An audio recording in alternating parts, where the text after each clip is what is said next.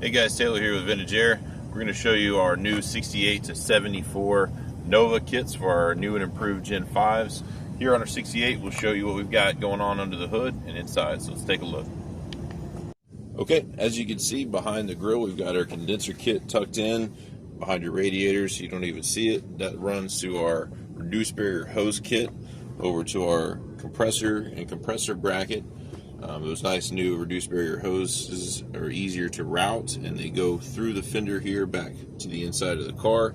We also have a new and improved firewall cover plate to make that firewall nice and smooth. Let's go inside and take a look.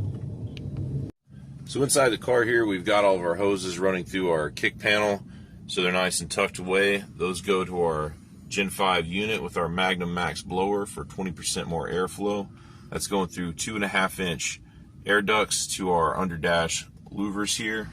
We've got a nice plastic glove box liner as well to keep everything nice and OEM. And then we've got our underdash pod here on the driver's side, and that can be put on either side of the steering column based on your preference.